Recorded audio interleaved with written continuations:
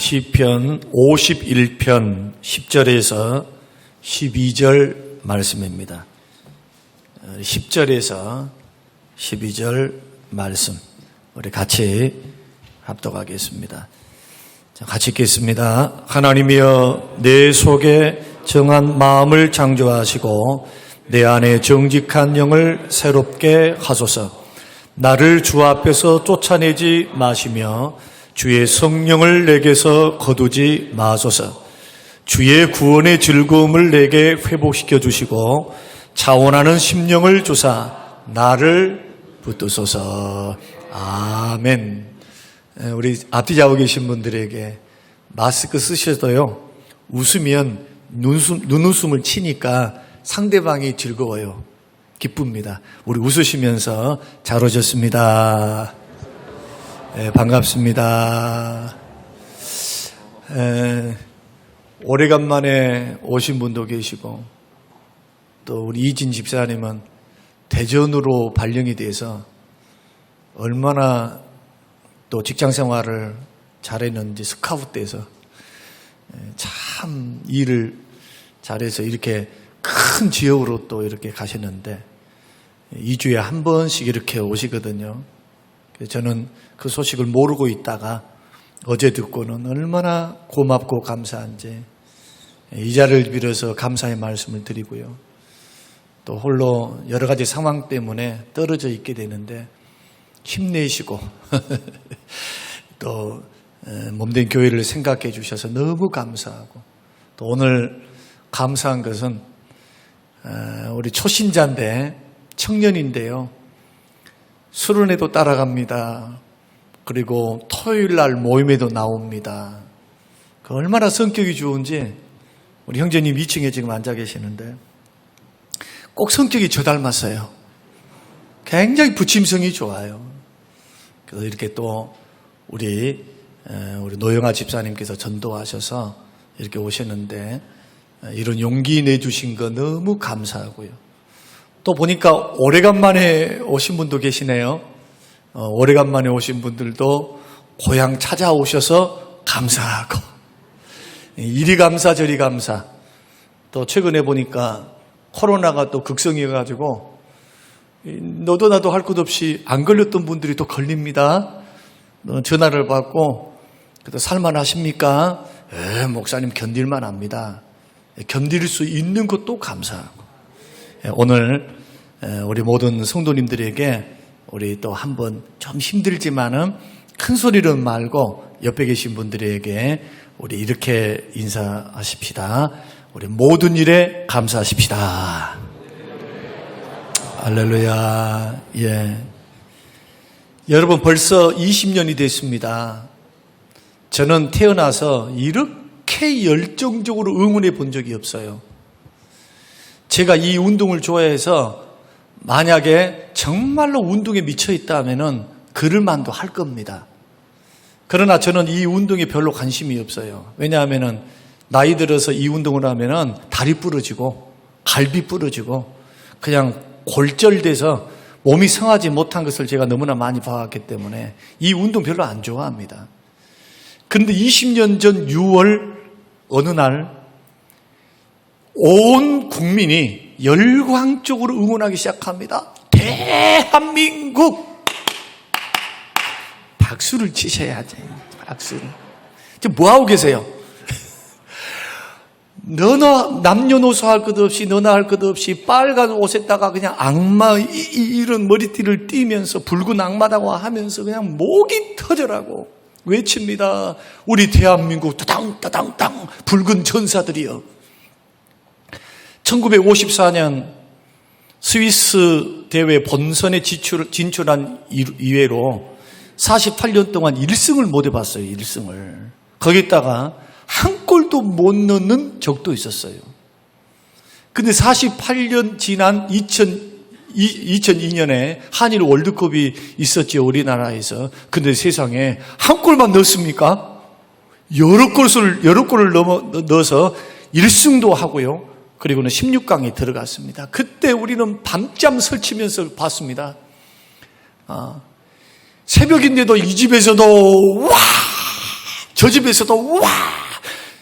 저같이 축구 싫어하는 사람도 자다가 벌떡 깰 정도였으니까 거기에다가 8강 안정환이 헤딩으로 딱 해서 8강에 들어가 버렸습니다.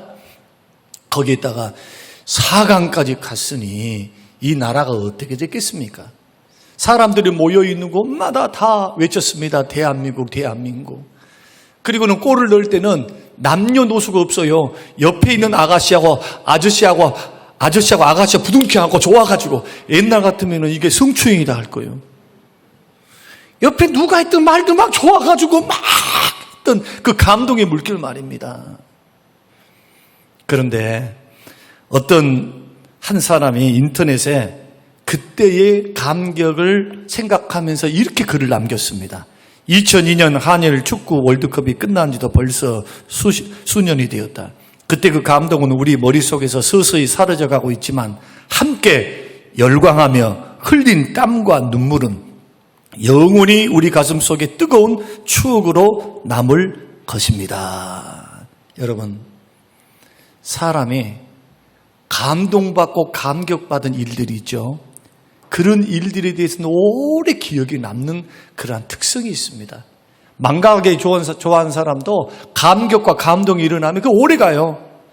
비단 축구만 그러겠습니까? 우리의 인생을 살아오면서 한 가지씩 이상의 감동적인 순간들이 있었습니다. 어떤 사람들은 결혼할 때 그 순간, 그 신부 얼마나 아름다워요. 그때 감동받은 사람도 있고, 어떤 사람들은 바라던 대학에 합격을 딱 했을 때 나도 이제는 스카이 들어갔어. 서울대학교 들어갔어. 서울대학교 들어가면 인생이 다 풀릴 줄로 생각했죠. 세상에 서울대학생의 절반이 취직을 못한다네요. 이런 말을 듣고 얼마나 격세지감입니까? 그런가 하면 바라던 직장에 딱 붙었을 때 200대 1, 300대 1. 우리 노은기 집사님은 전국에서요, 광주 전남에서 두 명이 합격했는데 그 중에 1등으로 합격을 했어요. 그 대기업, 공기업 들어가기 얼마나 어려워요? 그런데 다 경상도 출신을 다 뽑는데 전라도 출신 가운데 몇 명 뽑아요, 몇 명. 그 가운데 딱 거기에 1차로 들어가가지고 지금 회사 잘 다니고 있죠. 돈도 잘 벌고. 아마 제가 생각할 때는 그때 우리 노은기 집사님 여기 계시네. 예, 그때 그 기쁨이 얼마나 컸을까? 예. 또 어떤 사람은 사랑하는 사람에게 프로포즈를 받았을 때, 당신 나랑 결혼해 주세요. 무릎 꿇고 막 600송이, 700송이 장미꽃을 다 펼쳐놓고 반지 준비 딱 해가지고 노래도 불러주고. 그때 여인들은 대부분 뭘 하느냐? 울대요. 감동받아서. 나를 빤히 쳐다보고 계신 분들은 안 받아보신 분이고, 눈웃음 치신 분은 받아봤는가 봐요. 어떤 사람들은 10년 동안 기도 제목, 20년 동안 하나님 앞에 날마다 기도하고 정말 이 마음으로 기도했던 그 기도 제목이 응답이 되어서 그 응답의 감동과 감격의 눈물을 흘리는 사람도 있고요. 어떤 사람은 의사의 사형 선고를 받았는데 당신은 6개월밖에 못 삽니다. 이런 선고를 받았는데 세상에 하나님께서 얼마나 기적적으로 좋은 약 내지는 의사의 그러한 도움을 통해서 기적적으로 병이 그냥 한 병이 없어져 버린 거예요. 그때 그 감동과 감격은 어떠할까요? 평생 잊을 수 없는 기억이라 생각합니다. 여러분, 우리가 한번 감동받았던 때를 한번 생각해 보십시다. 저는 감동받았던 순간이 뭐냐라고 만약에 저에게 묻는다면은 첫 아이가 태어났을 때 저는 감동과 실망이 교차됐었어요. 굉장히 기대했거든요. 어떤 기대를 갖고 있었느냐? 적어도 태어날 우리 신생아, 우리 딸인 줄 알고 있었으니까 우리 딸은 나처럼 이쁠 줄 알았어요. 진짜로. 나처럼 이쁠 줄 알아서 난 그래도 한 인물을 하니까 우리 집사람도 이쁘지만 나처럼 아닌게 그때 당시 그래가지고 얘기가 태어났다 해가지고 당신 아들이요 박애란 자 딱 돼 있더라고. 그래서 가서 얼굴을 보는데 세상에 부풀어 올라가지고 빵떡처럼 그냥 완전히 시뻘거가지고 얼굴이 그냥 눈도 안 떠질 정도로 돼 있는 겁니다. 갓난아기를 처음 봤으니 얼마나 놀랬겠어요. 27살 그것도 총각이, 새신랑이. 그때에 새 생명이 태어났다는 감격과 감동은 잊을 수가 없었어요. 오메 내가 아빠가 돼서 하는 그 감동 말입니다. 그런데 얼굴을 보고요 급 실망한 거이죠. 세상에 자라가면서 이뻐지더라고요. 그래도 씨는 못 속여.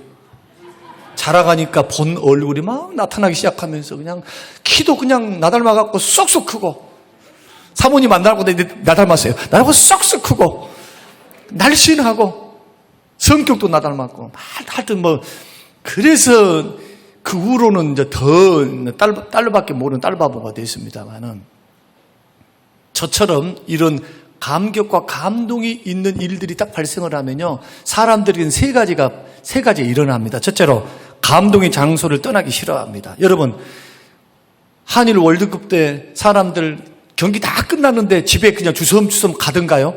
안 갑니다. 승리했는데 뒤풀이 해야지. 거기서 빨리빨리 집에 가면 얼마나 좋아요. 계속 나와서 대한민국 하면서 외치지 않습니까? 마찬가지로 예수 믿는 믿음의 사람들이 자꾸 예배의 감동을 받아보세요. 예배에 기도의 감동을 받고, 봉사하는 데 감동을 받고, 섬김의 감동을 받고, 자꾸 믿음 생활에 감동이 일어나면 그 자리 그냥 예배 마치면 휙 갑니까? 아쉬워 죽겠는데. 예배 마치고 갈 수 없어요. 우리 청년부가 그러면 청년부가 이미 예배를 마쳤는데도 자기들끼리 뒤풀이해요. 또 만나가지고 1시간 2시간이고 뭐가 그리 좋을까?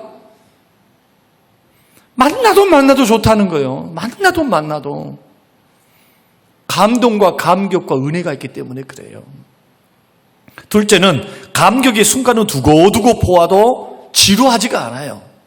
여러분, 지금도 저는요 박지성 와 해치면서 가가지고 골을 넣는 장면 지금 봐도 제가 생각할 때는 심장이 2개인 것 같아요. 폐도 4쪽인 것 같아. 2쪽이 아니라. 그 정도로 산소 탱크 아닙니까? 세상에 짜리몽땅 해가지고 전통적인 동양인, 그것도 한국 토종으로 얼굴도 그렇잖아요. 그런데 달리는 거 보면 외국 사람, 저 유럽 사람 이 뺨칠 정도로 그렇게 잘 달리고 축구 잘하잖아요. 골을 넣었을 때 안정환 이탈리아에서 얼마나 서울을 받았습니까? 그런데 이탈리아하고 맞붙어가지고 거기서 헤딩으로 골을 넣어서 결승골을 넣어버렸어요. 봐도 질리지 않습니다. 반복해도. 왜냐? 감동받았으니까. 여러분, 하나님 말씀의 은혜를 받기 시작하면은, 기도의 은혜를 받기 시작하면은, 교회의 섬김과 봉사에서 감동과 감격과 은혜를 받기 시작하면은 그 자리가 반복해서 본다 할지라도 감동이 일어나요. 여러분, 만약에 말씀을 읽다가 감동을 받아보세요. 깨닫는 은혜를 받아보세요. 그러면 자꾸 어떻게 합니까? 성경을 읽고 또 보게 돼요. 여러분들이 설교를 통해서 자꾸 유튜브를 통해 은혜를 받았다. 그러면은 또 그것을 2번 들어도 은혜가 돼요, 은혜가. 은혜 받은 말씀이요, 2번 듣고 3번 들어도 또 은혜가 돼요, 은혜가 돼. 익숙하고 감동이 되고 나에게 꼭 맞는 말씀이니까 그 말씀은 힘들 때 또 틀어봅니다. 그래서 유튜브를 남겨둔 거예요.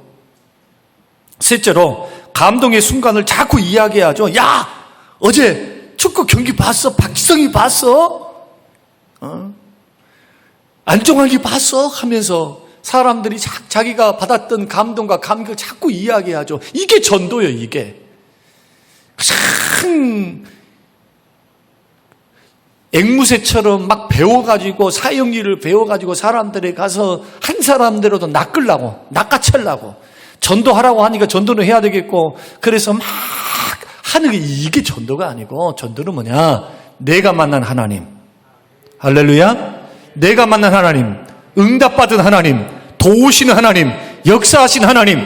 그럼 거기에는 뭐가 있냐? 사람들이 딱 볼 때 감동과 감격을 가지고 자꾸 이야기하니까 저 사람이 나를 전도해서 낚시질을 하려고 나를 만난 게 아니라 저 사람한테는 뭐가 있는데, 뭔가 생동감이 있네, 변화가 있네, 뭔가 있는 것 같아.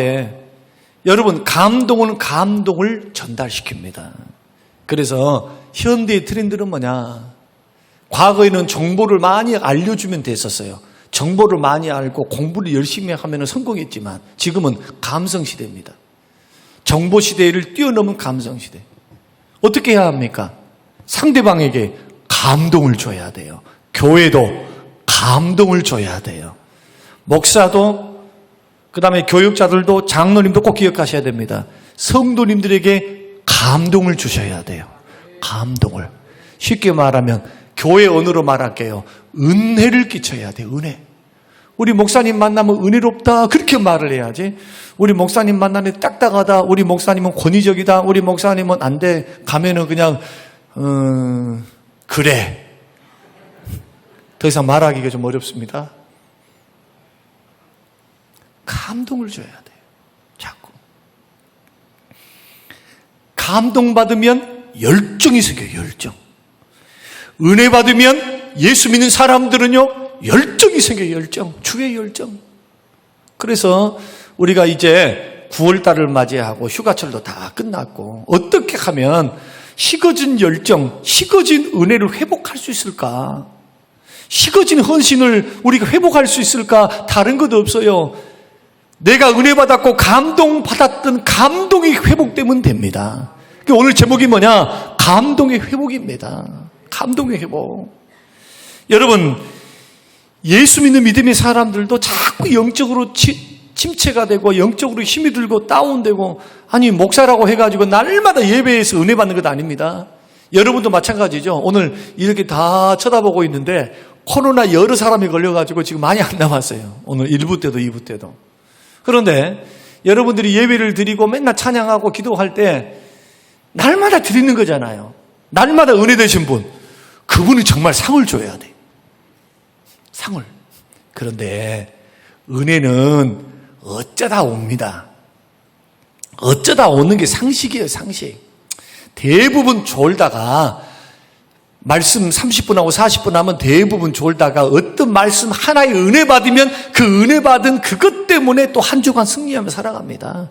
은혜라는 것이 말씀을 다 알아갖고 무슨 깨달아갖고 은혜 받습니까? 어떤 사람은 예화를 받고 은혜 받아요. 어떤 사람은 책망 받다가 도전받고 찔림받아 은혜를 받고, 어떤 사람은 말씀은 오늘은 색다른 말씀이야, 처음 들은 말씀이야, 그래? 해서 은혜를 받는 사람도 있고, 어떤 사람은 목사님의 간증을 통해서 같이 눈물 흘리고 감동과 은혜를 받으신 분들이 있어요. 사람마다 다 달라요. 이게 이런 감격들을 다시금 회복시켜야 한다.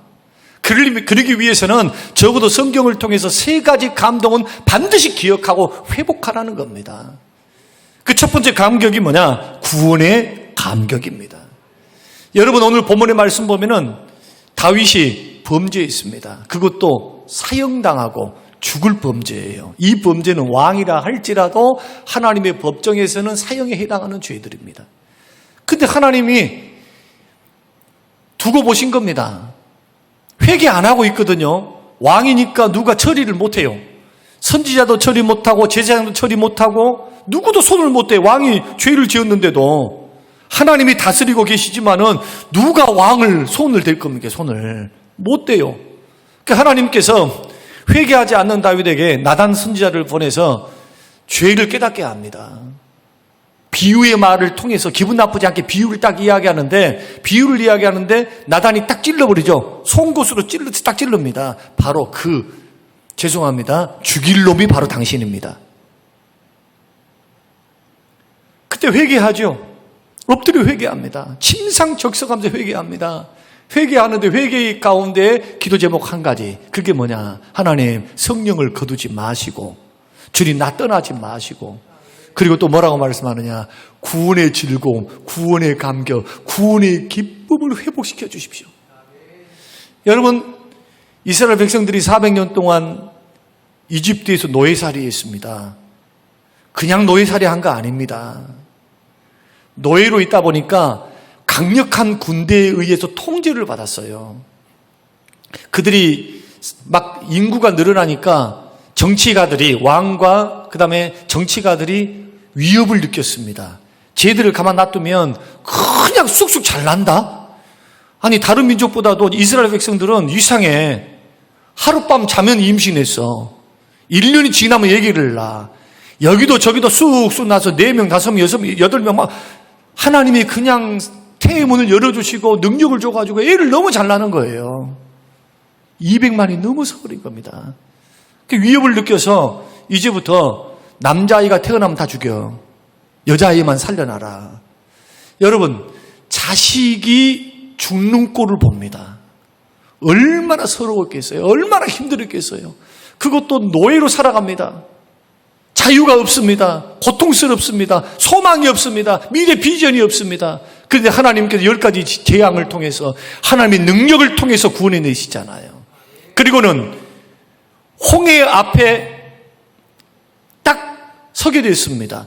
뒤에서는 바로의 군대가 추격해 옵니다. 앞에는 물이 가로막혀 있습니다. 바다가 가로막혀 있습니다. 양옆에는 계곡입니다. 절벽이요. 어찌 도망갈 곳이 없어요. 진퇴양난입니다. 그러니까 이스라엘 백성들이 막 원망불평하면서 애굽의 매장지가 없어서 여기서 죽게 하는가 하면서 막 원망해요. 불평해요. 그때 하나님께서 홍해를 가르시죠. 그리고는 걸어가게 합니다. 바람을 불어가지고 물기둥을 탁 세우더니 마른 땅에 대해서 걸어가요. 그 광경을 누가 보느냐? 파라오하고 그 군대들이 봅니다. 돌격 앞으로. 바다 한가운데 들어가자 하나님께서 물을 쫙 닫아버리십니다. 어떻게 됩니까? 수장이 되어버리죠. 그러니까 하나님께서 자기들을 압제를 했고 400년 동안 압제했던 그 왕과 그 정예부대 전차 부대들을 하나님께서 수장시키고 이스라엘 백성들에게는 구원을 주니까 출애굽기 15장 20절 말씀 보면은 미리암이 손을 들고 손에 소고를 잡고 춤을 추면서 하나님 앞에 모든 여인들도 그를 따라서 하나님 앞에 찬양합니다. 그 찬양이 15장에 기록이 되어 있어요. 구원 주신 그 하나님의 위대하심, 구원 주신 그 은혜를 노래하며 얼마나 감격했을까요? 얼마나. 여러분 한번 생각해 보세요. 여러분 입장 바꿔는 생각해 보라 이거. 그런데 예수 믿는 믿음의 사람들이 똑같이 구원을 받았습니다. 어떻게? 죄와 사망, 원수, 마귀로부터 영원히 지옥 갈 그러한 불행한 사람들이 예수 그리스도의 공로를 통해 믿음으로 구원받아 영원한 천국 가게 됐거든요. 그래서 이스라엘 백성들이 이런 구원의 놀라운 은혜를 경험했음에도 불구하고 왜 원망불평합니까? 왜? 이렇게 은혜를 받았으면 더 감사하고 더 기뻐하면서 그 감격을 생각하면서 살아가면서 감사하며 찬양하며 살아야 되잖아요. 그런데 홍해를 건너고 난 후로부터 뭐가 시작됩니까? 불평이 시작돼. 불평, 원망, 불평, 책임 전가. 지도자들에게 막 책임을 전가하면 돌을 들어서 치려고 한단 말이에요. 자꾸. 왜 그렇습니까? 노예 시절 때의 생각을 잊어버린 거예요. 자기들이 어떤 형편에서 구원을 받았는가 그 구원에 대한 감격과 감동을 잊어버리고 살아. 여러분 예수 믿는 믿음의 사람들도 망각함에 살 수 있어요. 하나님께서 망각의 은혜를 주셨으니까. 좋은 일도 망각하고요. 시간이 지나면 안 좋은 일도 망각하고 사니까 자식이 죽었어도 부모는 살아가는 거예요. 가슴에 묻었어도 망각의 은혜 때문에 사는 거예요. 망각의 은혜 때문에. 그러나 잊어야 할 것이 있고 잊지 말아야 될 것이 있어요. 성경은 자꾸 주님 말씀합니다. 이스라엘 백성들 원망 불평하고 살 때마다 이스라엘 백성들에게 단도리를 내요. 깨어있으라. 단도리를 하면서 뭐라고 말씀하느냐? 내가 너희를 이집트에서 구원해낸 여호와 하나님이다. 구원한 구속한 하나님을 잊어버리지 말라는 거예요. 가나안 땅에 잘 먹고 잘 살 때에도 고난당할 때에도 어려울 때에도 힘들 때에도 절대로 너희들이 죽을 수밖에 없는 상황 속에서 죄와 사망에서부터 죽을 수밖에 없는 환경에서 너희를 구원해내신 하나님의 은혜를 그 구원받았던 그때의 감격을 잊지 말라는 거예요. 잊지 말라는 거. 여러분 이거 잊어버리면 열정이 사라져요. 열정. 주님은 첫사랑도 잊어버리지 말아라. 계시록 3장에서 어디에서 잃어버렸는지 생각하고 회개하고 첫사랑을 반드시 회복하라는 거예요. 그러니까 우리의 싸움은 뭐냐? 예수 믿고 구원받은 하나님 믿음의 사람들은 내가 잘 먹고 잘 살든지 아니면 고난을 받든지 그것과는 상관없이 여러분의 인생이 열정이 있기를 원하고 헌신이 있기를 원하고 정말로 깨어있기를 원한다면 구원의 즐거움을 회복하시기를 주의 이름으로 축원합니다. 내가 어떤 상황에서 어떤 환경에서 나를 구원하셨는고, 하나님이 어떻게 구원하셨는고. 여러분, 천국 믿습니까? 지옥 믿습니까? 주님이 말씀하신 대로 주님이 지어냈습니까? 천국과 지옥을 믿는 사람, 특별히 영생을 믿고 구원을 믿고 천국을 믿는 사람은요, 히브리서 11장에 그렇게 핍박과 고난 중에서도 목숨을 구차하게 구걸하지 않고 예수 부인하지 않고 끝까지 믿음으로 천국 갔던 사람들의 이야기, 히브리서 11장을 집에서 읽어보시길 바랍니다. 구원이 없고 천국 소망이 없는데 어떻게 목숨을 바쳐요? 안 믿어지는데. 여러분, 우리 신앙이 열정이 있기를 원한다면 정말 감동과 감격 회복해야 됩니다. 여러분, 구원하고 바꿀 수 있는 것이 이 지구상에 어디 있습니까? 우주 만물에서 여러분, 천국과 바꿀 것이 어디 있고 영생과 바꿀 것이 어디 있어요? 100년도 누리고 살지 못하면서 참 어리석은 사람들은 이 땅에 있는 것 갖고 지지고 볶고 살죠. 예수 믿는 사람들은 두 가지 눈이 있어야 돼요. 이 땅을 바라볼 수 있는 육의 눈이 있어야 되고, 하늘나라를 바라볼 수 있는 영의 눈이 있어야 돼요. 마찬가지로 선택과 결단을 할 때도 예수 믿는 사람은 환경만 바라보면 넘어져요. 환경만 바라보면. 믿음으로 배후에서 역사하실 하나님 바라봐야죠. 모든 가능성을 열어놓고. 이게 믿음 아닙니까? 믿음. 환경과 여건은 안 되는 거죠. 그러나 하나님은 하실 수 있음을 믿고 이 속에 하나님의 뜻을 바라보면서 걸어가는 거예요. 그리고 고난이 온다 할지라도, 조금 물질과 사업이 안 된다 할지라도 구원받은 즐거움, 구원받은 기쁨, 구원받은 확신을 갖고 간 사람들은 고난 중에서도 그 구원의 힘 때문에, 구원의 능력 때문에 고난과 핍박을 이길 수 있습니다. 믿습니까? 왜냐?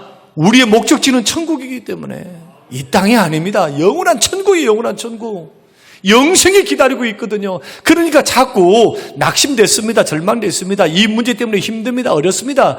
나는 기도 생활도 안 되고 예배도 그냥 은혜가 없고, 그 탓을 남들에게 전가시키지 말고 다시 한번 생각해 보라는 거예요. 내가 어떤 형편에서 나를 하나님이 구원하셨는고, 억만 가지 수만 가지 죄악에서 나를 구원하신 그 은혜를 생각하며, 그렇지, 나에게 남는 것 불변하는 영생이 있지, 구원이 있지, 이것을 바라보면서 걸어가야 고난을, 핍박을 이깁니다.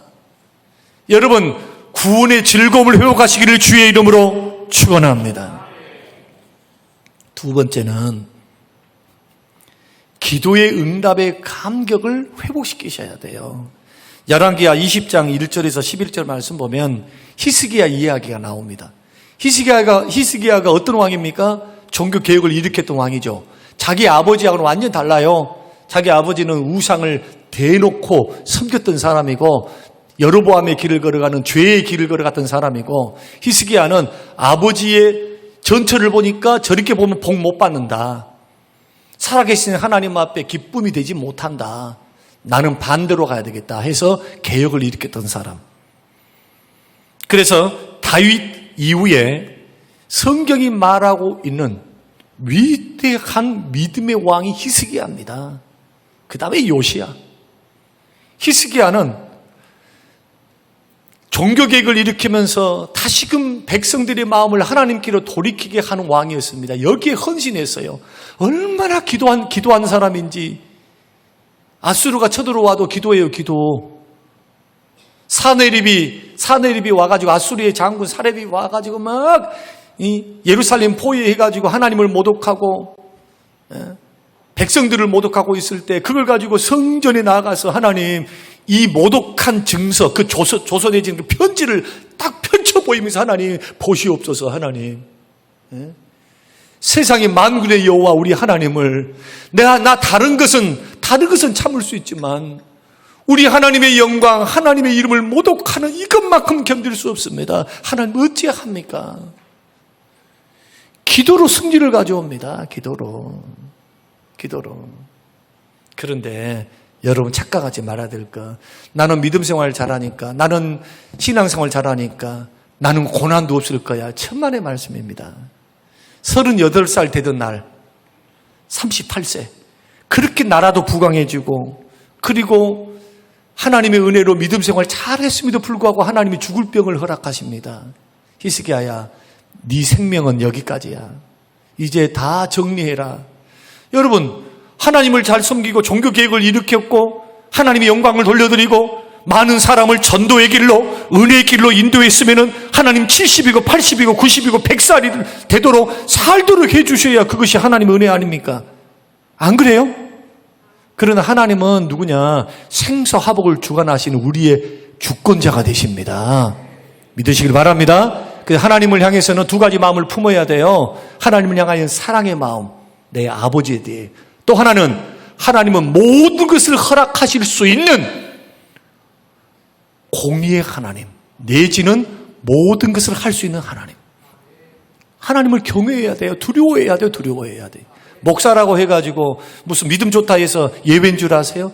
하나님의 높은 뜻은 몰라도 나는 지금 많은 목사님들을 보고 있지요. 많은 믿음의 사람들을 보고 있어요. 고난 없는 인생이 어디 있습니까? 복도 주시지만은 하나님께서 모든 걸 다 주시지 않고 왜 남겨두십니까? 왜 남겨둡니까? 왜 히스기야에게 그런 시험과 연단을 허락하십니까? 마치 아브라함에게 모든 것을 다 주시면서 100세에 나온 기적 가운데 나온 아들을 바치라고 왜 그렇게 테스트하십니까? 하나님은 알기를 원하시는 겁니다. 마음을 알기 원하고 믿음을 알기를 원하시는 거예요. 깨어있지 않으면 시험 통과 못해요. 시험 통과. 그래서 우리에게는 뭐가 있어야 되느냐? 인격적으로, 체험적으로, 경험적으로 주를 만나는 경험이 많아야 됩니다. 그 가운데 하나가 바로 기도 응답의 체험인 줄로 믿으시길 바랍니다. 기도 응답의 체험입니다. 히스기야 어떻게 합니까? 포기합니까? 절망하지 않습니다. 살고 죽는 것은 주의 손에 달렸다. 그래서 얼굴을 벽을 향해서 부르짖고 눈물로 통곡하며, 성경이 통곡하며 기도했다고 합니다. 자, 여러분에게 한번 질문입니다.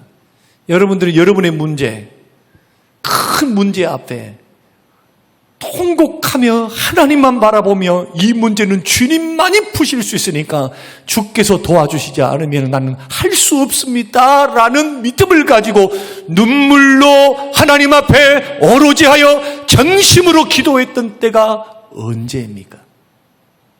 여러분, 언제입니까?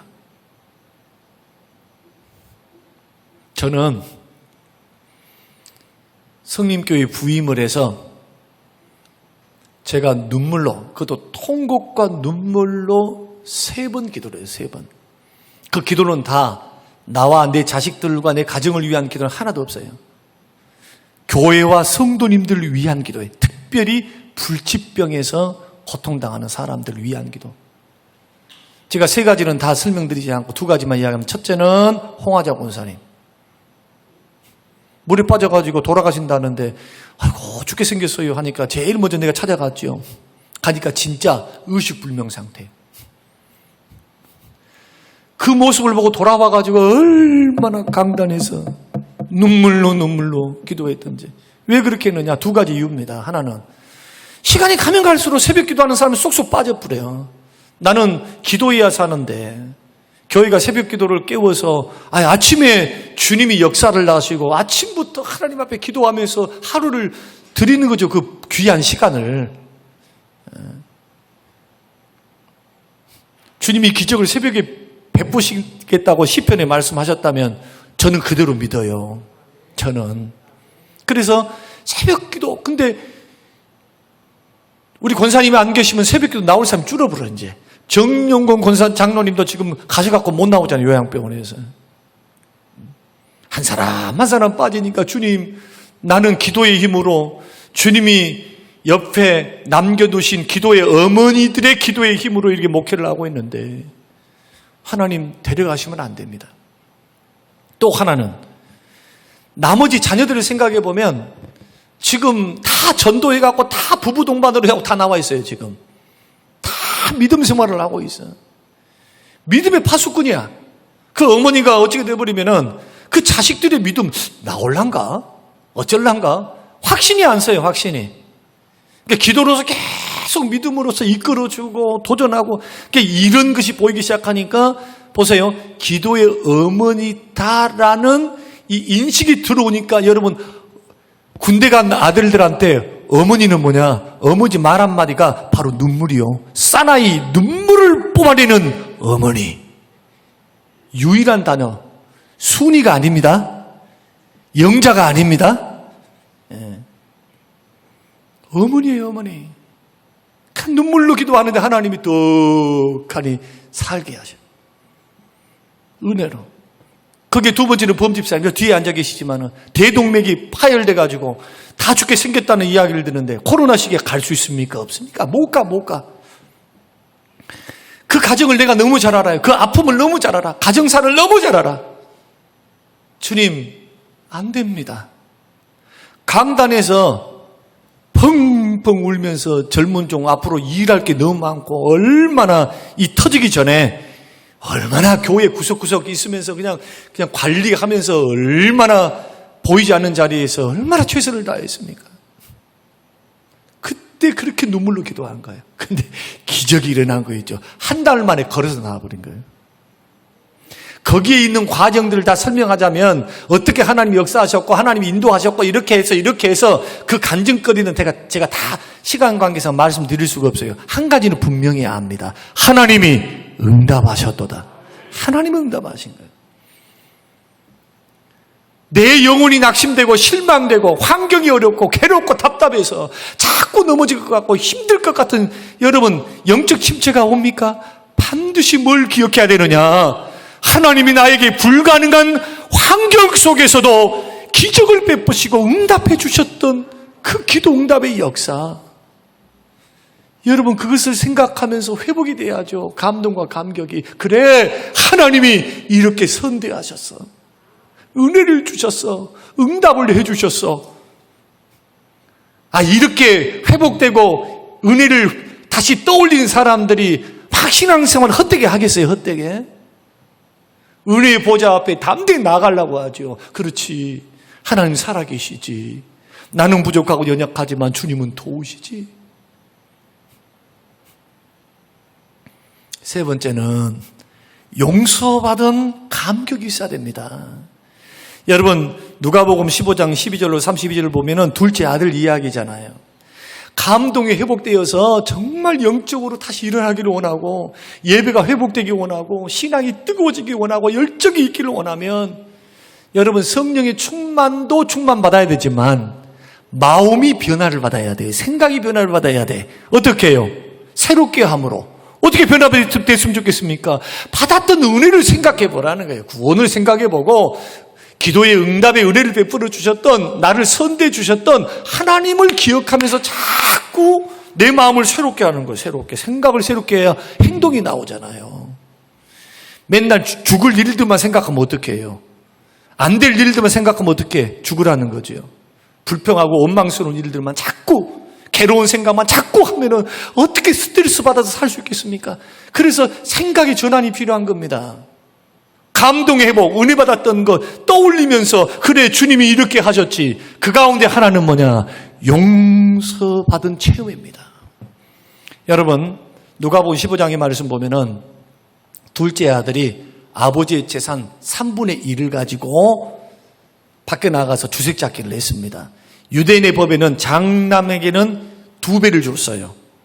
그 나머지 자녀들에게는 3분의 1씩 줬으니까 3분의 1을 가지고 간 거죠. 두 아들이니까.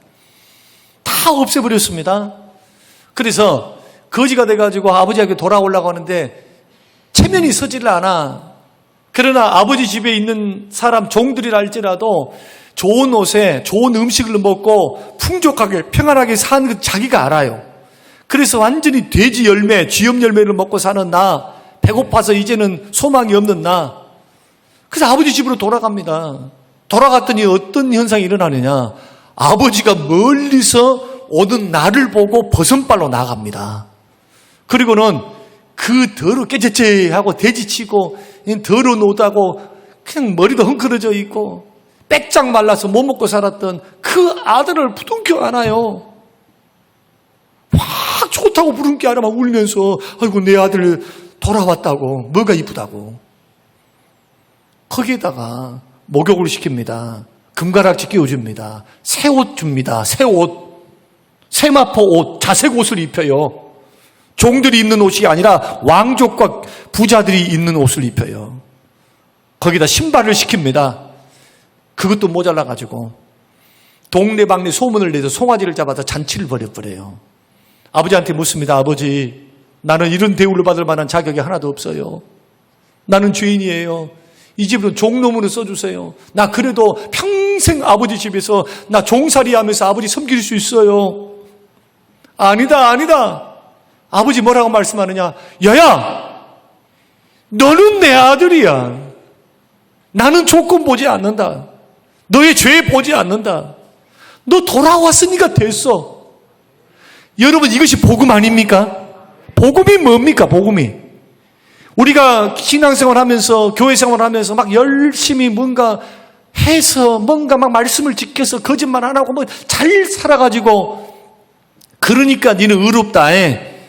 이렇게 하는 게 복음입니까? 받을 만한 자격이 하나도 없어요. 맨날 짓는 것은 죄밖에 없어. 하나님의 마음에 자꾸 기대 이하의 삶을 살고 있었던 나. 그러나 복음을 듣고 예수 앞으로 돌아와서 회개하는 마음으로 아버지 앞에 두 손 들고 오는 거예요. 밖에 나가보니까 개고생이에요, 개고생. 아버지 품을 떠나니까 거기에 자유함이 있고 거기에 평안이 있고 축복이 있고 건강이 있는 줄로 착각하고 살았는데 아버지 품을 떠나니까 개고생이더라.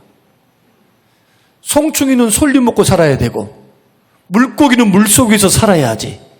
예수 믿는 사람이 예수를 떠나서 아버지 품을 떠나서 살면은 살 수 없어요. 살 수 있습니까? 여러분은 구원 못 받았어요. 만약에 아무런 일이 일어나지 않는다, 여러분 구원 못 받은 자입니다. 그럴 수 없어요. 아버지의 품을 떠나면 전능하신 아버지께서 오냐 내 새끼 하면서 잘 먹고 잘 살아라. 그러면 죄 중에 주색 잡기 하면서 죄 중에 살다가 지옥길 가요. 딱 마귀에게 붙잡혀가지고 하나님의 은혜의 손을 갖고는 계시지만은 돌아올 때까지 기다리시지만은 뭐 하십니까? 뻔히 전능하신 하나님이 지금 고생하고 있는 것 알면 가가지고 그냥 먹을 것 주고 입을 것 주고 그래야 되잖아요. 근데 왜 밑바닥까지 깨닫고 돌아올 때까지 아버지 기다리십니까? 마음으로 깨닫기 전까지 행동을 고치지 않습니다. 사람의 변화는요, 다른 데서 오는 거 아닙니다. 행동의 변화는 마음의 변화에서 와야 돼요. 마음의 변화. 그러면 우리들이 어떻게 용서를 받았느냐? 억만 가지 수만 가지 죄악에서 우리 모든 죄를 십자가에서 단번에 씻어주시는 겁니다. 그걸 가리켜 칭이라 그렇게 말해요. 의롭다함을 받은 겁니다. 그 후로부터는 자범죄든지 무슨 죄든지 자녀로서 짓는 죄입니다. 그래서 아버지 앞에 나와서 회개하는 마음으로 서 있으면은 다시는 기억 안 해요. 100번이고 1000번이고. 이 말을 들으면 또 100번 1000번 계속 죄지으란 말이 아닙니다. 그렇게 하면은 여러분 인생만 고달파요. 죄를 끊어야지 버리고. 여러분 히브리서 말씀 보면은 은혜의 보좌 앞에 담대히 나아가라. 은혜의 보좌가 뭡니까? 시운소, 속죄소, 시운자. 1년에 한 번 대제사장만이 1년에 한 번 들어갈 수 있는 지성소 아닙니까? 휘장 열고 1년에 딱 한 번 들어가요. 7월 15일 한 번 들어가. 한 번. 그런데 예수 믿고 구원받고 난 후에는 어떻게 되느냐? 그 지성소, 속죄소, 시운소, 죄를 용서받는 곳에 때를 따라 돕는 은혜. 내가 죄를 지었고 내가 부족하고 허물이 있어도 예수 그리스도 십자가의 보혈과 그 죽으심으로 휘장을 갈라놓으셨기 때문에, 휘장, 주 앞에 나아갈 수는 통로를 여셨기 때문에 언제나 회개하는 마음으로, 깨닫는 마음으로, 뉘우친 마음으로 언제든지 지성소 나가면은 용서받고, 할렐루야, 계속해서 용서받는 것. 그 길이 활짝 열렸다니까요. 그래서 때를 따라 돕는 은혜를 받으러 안 나온 자기만 손해, 자기만 손해. 부지런히 주의 보좌 앞에 나가야죠. 지성소 앞에. 뭐하러? 하나님, 부족했습니다. 연약했습니다. 넘어졌습니다. 아직도 품지 못했습니다. 하나님, 이렇게 했습니다. 그러면 주님 어떻게 하시느냐? 계속해서 용서해 주세요. 이게 복음이에요, 복음.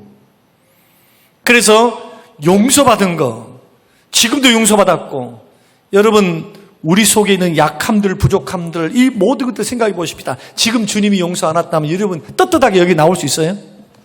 이 자리에 못 나오죠. 용서를 믿기 때문에 나온 거예요.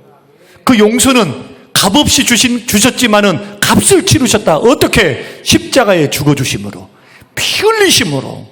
그러므로 오늘 여러분들이 정말 믿음이 회복되고 열정이 회복되고 은혜가 회복되고 뭔가 형제들을 품기를 원한다면 내가 용서받은 자임을 날마다 인식하셔야 돼요. 그래, 하나님이 어제 지었던 나의 죄도 과거에 지었던 나의 죄도 묻지도 않고 용서하시지. 여러분 하나님 말씀에 얼마나 어기고 산 적이 얼마나 많아요. 용서받고 용서.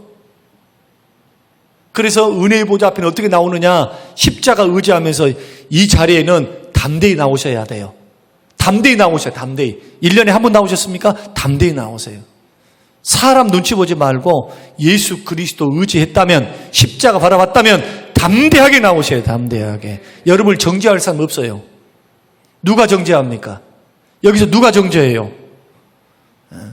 말씀 조금 못 지켰다고 누가 정죄해요? 설령 이런 죄 지었다 하십시다. 손가락질 받는 죄를 지었다 하십시다. 그런데도, 그럼에도 불구하고 교회당에 나왔다는 것은 뭡니까? 회개하는 마음으로 나온 거요. 은혜 받으려고 말이에요. 은혜 받으려고. 그런 사람을 대놓고 손가락질을 해요? 그 예수 정신 맞습니까?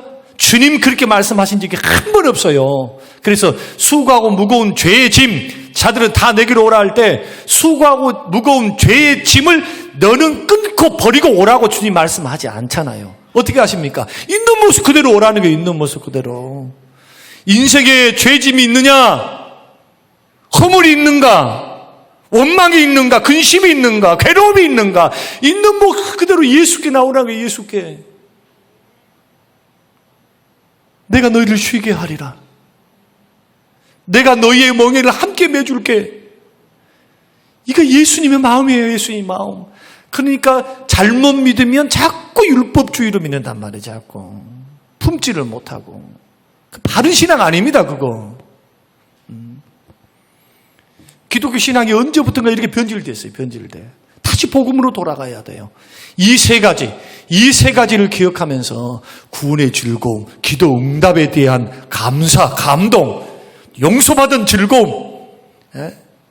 누가 우리를 정죄합니까? 아무 정죄 못해요. 이것을 늘 생각하면서 힘을 내라, 이거 힘을.